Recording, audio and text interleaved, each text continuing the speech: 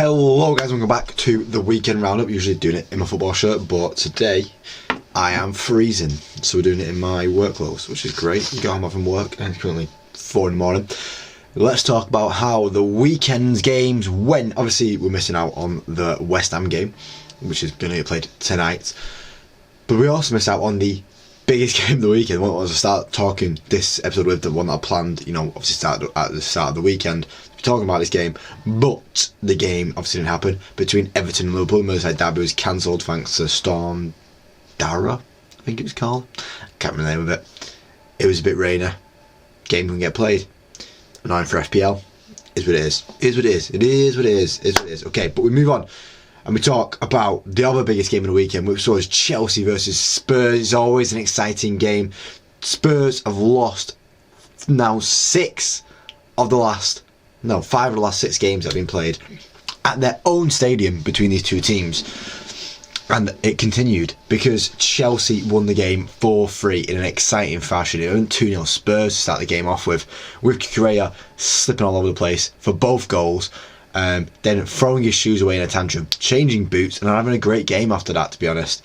But I feel like you have to, in terms of Chelsea scoring 4 goals, you talk about the attack. I think Palmer, Sancho, great, really, really great. Sancho, probably the best game I've seen him play coming back to the Premier League. Maybe the Liverpool game was up there as well, and the game he played against Chelsea under Carrick was quite good as well. But it's the best game I've seen him play for Chelsea. It'd be a really good game. Chelsea really dominant. Obviously Palmer getting 2 penalties, being the highest scoring penalty taker of all time without missing a penalty, which is quite cool. I thought Ivan Toney must have missed one then, yeah. But yeah, Palmer, perfect he was. I think the Kulusevski goal was really nice as well, and I think Spurs took their chances well, but they just couldn't make enough chances, and Chelsea know how to break Spurs down. Look at last year when they beat them 4-1, and it could have been more, it could have really been more, but it wasn't more. Spurs, yes, they made chances well, they took the chances well, they got 3 goals, but they conceded 4. It's all about defensive frailties, and Chelsea took advantage of that. Obviously 2 penalties.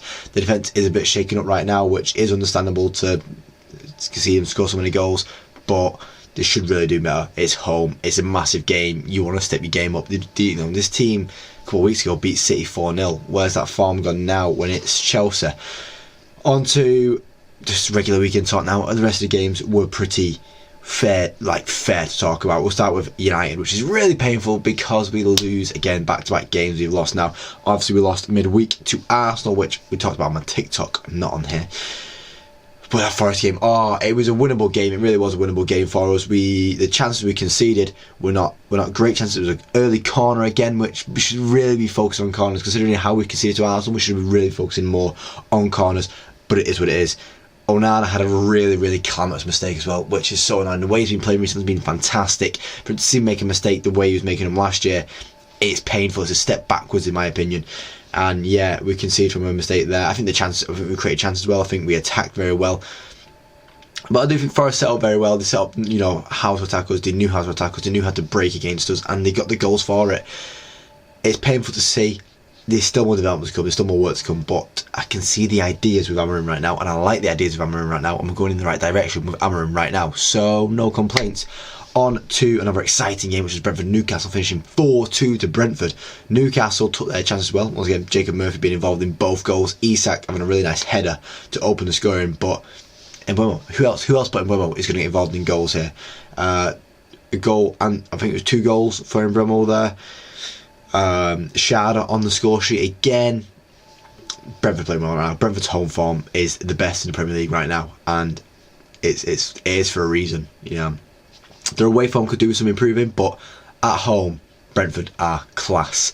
And I'm sure Brentford fans will be very happy with that. Palace and City. Palace on the up right now.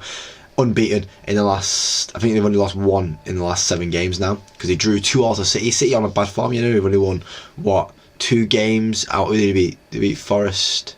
I've only won 1 game. Yeah, they've only won 1 game out of the last 8. Oh my god, that's terrible from City, isn't it? That's only winning 1 game from the last 9, which is crazy. Haaland finally getting on the score sheet. It wasn't a great goal. It was more down to, goalkeeper and defender not speaking to each other correctly. I kind of put it down to that. I don't want to, shit on Haaland really, but where I can, I will. Munoz took advantage of space really well. I think Hughes had a really good game, getting involved in both goals, getting the assist for both goals, and showing how good of a player he can be and why he still gets in the Palace team despite Lerma, Decore and Wharton all being class players. Hughes is Mr. Consistent in a Palace shirt and continues to be so. LaCroix getting his first goal as well for them. Munoz doubled up his bank account in the past week. 4 goals, Villa and Southampton. Oh, the dullest game on Saturday. Oh my god, watching the highlights from this game, even the highlights from this game, dulled my brain out. Duran getting back on the score sheets with his first start in a long time for Aston Villa, but just after that there was just nothing really going on. I feel like Villa had the better chances in the game, but they couldn't take the chances in the game.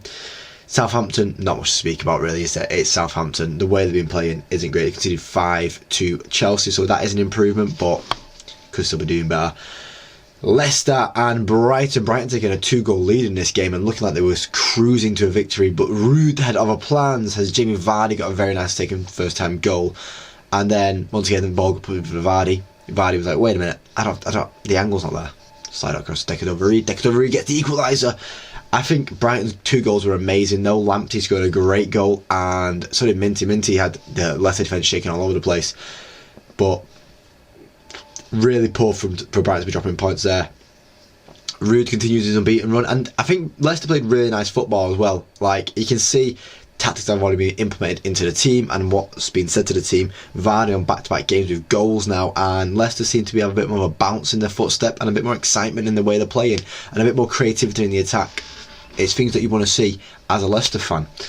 Ipswich blew their lead, winning 1-0 late onto the game. I think it was the 87th minute when Unal equalised, but I thought Ipswich, it's poor to let that result go. It is really poor to let the result go. You need to hold back, stop chances, but instead they lost 2-1 to Bournemouth. Bournemouth, who I thought were the better team, had the better chance throughout the game, or most of the chances did fall through Bournemouth, but my god, Ipswich, they'll get that home run at some point. They will get that home run at some point. Burgess had a good game, I think, getting involved in blocking lots of shots and then also getting the assist as well. I think he'd be happy with himself, but he'd have wanted to win. Fulham and Arsenal. Fulham taking a lead again in this game with Jimenez scoring a very nicely goal, but after that goal it was all Arsenal. Arsenal put the pressure on, and they put pressure on well, Arsenal. And once again, it's another corner goal. It's another corner goal. It's giving me PTSD from the midweek, but Arsenal only getting a point, and it means Liverpool don't really see any threat. Obviously Chelsea still a bit closer to them, but Liverpool have a game in hand to play against Everton at some point. But it is a Merseyside derby, you've got to remember that. On to my team of the week, I'm going to go with Martinez in net, being the only goalkeeper to keep a clean sheet for the weekend. It has to be Martinez in net. Munoz at right back, as I said, he took advantage of City, tore City apart, did quite well in that right position. I got a stupid out on the left because I thought he had a good game. He got under the radar for the past couple of weeks, but I thought he had a good game against Leicester. And my back two, it's been Saliba scoring from the penalty, and Burgess, as I said, making plenty of blocks, making plenty of last ditch tackles, and then also getting the assist for the goal. Burgess gets in there. It's hard to pick a defence with not many clean sheets to pick from, and I didn't want to just say Villa defence because it was against Southampton, and Southampton did have chances. Midfield 3 is going to be Morgan Gibbs-White, Cole Palmer and Hughes. As I said, Gibbs-White had a really good game against us, took advantage of us and our weaknesses very well. Hughes had a really good game, getting both assists against Manchester City. It's a tough game to play, and he played well in it in that midfield. It's a tough place to play. And then Palmer, obviously, two goals and an assist. He'll walk away happy. On the front three, I have gone with Murphy on the right, getting 2 assists for Newcastle, and Buemo up front getting 2 goals for Brentford. And then Sancho, I said, had a really good game for Chelsea in their 4-3 winning at Spurs. It's a big game, so yeah, it can go on there. On to the Championship now, and there's some big games up the top as West Brom drew to Sheffield United. Leeds beating Derby 2-0, Sunderland beating Stoke 2-1, and Burnley drawing with Middlesbrough 1-1. It's heating up. Things are starting to take place in all the different leagues now, and I like seeing how it's going. If I wanted to see one team go up, it'd be Sunderland or Middlesbrough. That's who I want to kind of see go up. Sunderland, so that Newcastle have a bit of a derby, and then Borough just because of Carrick. But I'm excited to see whoever comes up this year. It seems like a good bag of players, good bag of teams that could come up. On to La Liga, as Atletico Madrid beat Sevilla 4-3. Sounds like a very exciting game. Betis drawing with Barcelona 2-2. It was actually a Betis 91st minute equaliser that stopped Barcelona from taking all 3 points, and it means Real Madrid do step in to a very close range of catching up to Barcelona. They have a game in hand and only 2 points behind. It might be Real Madrid's league to lose. Could this be their treble year? Maybe, because they won 3-0. Mbappe, Bellingham and Arda Güler scoring the goals. On to Ligue 1. There's a bit more action in Ligue 1 this week as Lens beat Montpellier 2-0. Saint Etienne will be by Marseille 2-0 as they're chasing up the table. Monaco beating Toulouse 2-0 as they're chasing up the table. Lille beating 3-1 against Lille beating Brest 3-1 as well. Brest, a good team.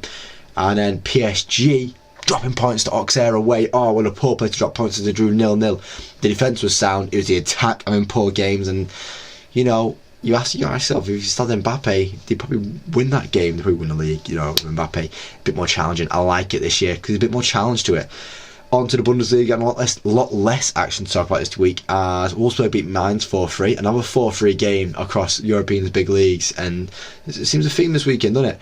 Leverkusen beating St. Pauli 2-1. Bayern winning 4-2 against Heidenheim, but Harry Kane no goals. And Leipzig beating Holstein 2-0, and then Dortmund drawing with Freiburg 1-1. Teams could be doing better, but continue to put the push on Bayern. That's what teams need to do, is continue to put that push on Bayern. And I think Leipzig are the closest team to be doing that. So odd off, it's Frankfurt, isn't it? And I didn't even see Frankfurt's result. Should do better. I need to be doing better than that. And then on to, as I said, always guys, my favourite league to talk about, the Serie A. We're into the Serie A as Fiorentina beat Cagliari 1-0 as they continue to push up the league. Empoli beating Verona 4-1, which could be a really interesting time, could be a really interesting fixture towards the end of the season, because Empoli are quite down there, and that could have repercussions for the rest of the season. Lazio beating Napoli 1-0, which does have massive repercussions for how the table looks right now, and we'll get to that in a second because they drop points. Juve then continued to get unbeaten this year, but sitting 6th because they've got 9 draws and only 6 wins as they draw 2-2 to Bologna, Motta's former team. Getting a result against him, it'll probably bite him. Roma winning a game under Ranieri, winning 4-1 against Lecce. Inter Milan beating Parma 3-1, and then Atalanta beating AC Milan 2-1. Massive game, massive win, because Atalanta, my title favourites, the team that I think is going to win the Serie A this year, going top of the Serie A. Exciting times ahead in that Serie A. As I said, guys, I always end on the video going, if you don't watch the Serie A, go watch the Serie A. It's a great league. That is going to be in the video now, guys. I do thank you for watching. Like the video, see a like. You'll see more. Subscribe to my channel every single day. Thank you for watching, guys. Hopefully I do catch you next time. Cheers.